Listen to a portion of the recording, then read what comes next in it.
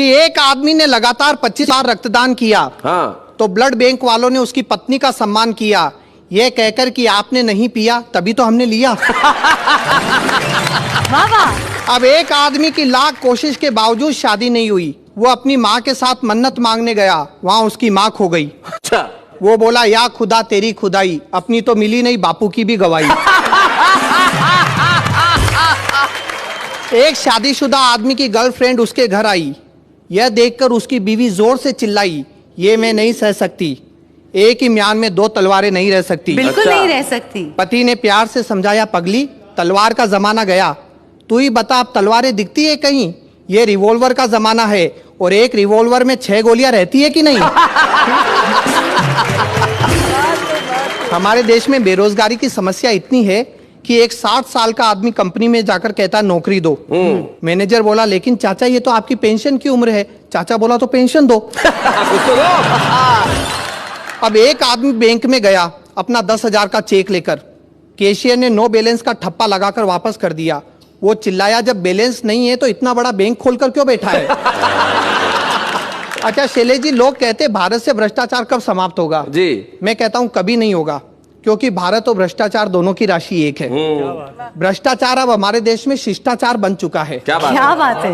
एक मंत्री, ठेकेदार और इंजीनियर, इन तीनों ने मिलकर विकास के झूठे चित्र कागज पर बना लिए और हिसाब के फर्जी बिल सरकार को थमा दिए। तभी एक बकरी का बच्चा उस फाइल को खाने लपका, पर अगले ही पल वो उन कागजी बिलों को सूंघ कर चला आया। मंत्री, ठेकेदार और इंजीनियर तीनों ने पूछा, ये क्या हुआ? चपरासी हंसकर बोला, हुजूर जब आपके आंकड़े सरकार के गले नहीं उतर रहे हैं। क्या बात है गौरव, वाह वाह वाह वाह, बहुत अच्छे। सरकारी क्षेत्रों में व्याप्त भ्रष्टाचार पे 4 पंक्तियां है। राज्य कर्मचारियों ने बाढ़ पीड़ितों की सहायतार्थ अपना 1-1 दिन का वेतन दिया। बाढ़ पीड़ितों ने लेने से मना कर दिया। कहा, क्या होता है 1-1 दिन के वेतन से? ये मुफ्त का दिखावा बंद करो, और यदि सच्ची सहानुभूति हो तो 1-1 दिन के वेतन के बजाय अपनी 1-1 दिन की ऊपरी इनकम दो। क्या बात है, वाह वाह वाह वाह वाह गौरव, बहुत बढ़िया। अच्छा शैलेश जी, नेहा जी, जी, हर व्यक्ति की जिंदगी में एक दौर ऐसा आता है जब वो आत्महत्या करने की सोचता है। लेकिन उसके मित्र, उसके रिश्तेदार उसे समझाते हैं और रोक लेते हैं। हाँ। वो लोग बड़े खुशकिस्मत होते हैं। एक बार मेरी जिंदगी में भी एक ऐसा दौर आया, तब एक कविता बनी, झेलिए। स्वागत। कि अपनी जिंदगी से तंग आकर, नित नई परेशानियों से घबराकर एक बार मैंने आत्महत्या का निर्णय लिया। मेरे इस निर्णय का सभी ने स्वागत किया। अच्छा।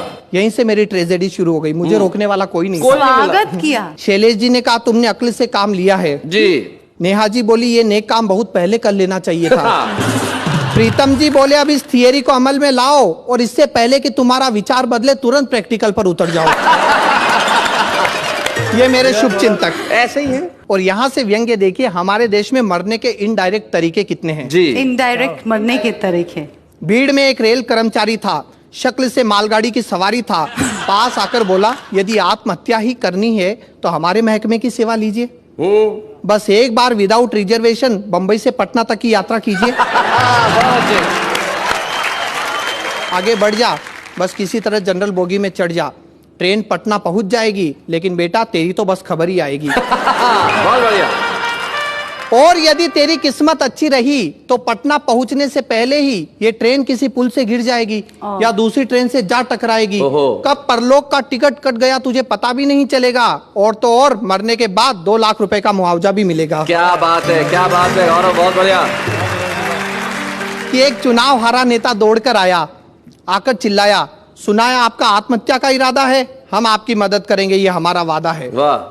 इस देश में कितनी समस्या है, हर समस्या की जड़ जनसंख्या है, इसका एकमात्र इलाज आत्महत्या है। क्या बात है, क्या बात है। लेकिन सामने चुनाव पड़े हैं जिसमें हम भी खड़े हैं, तब तक सब्र करना, हमें वोट देकर मरना। वाह वाह वाह वाह, बहुत बढ़िया गौरव।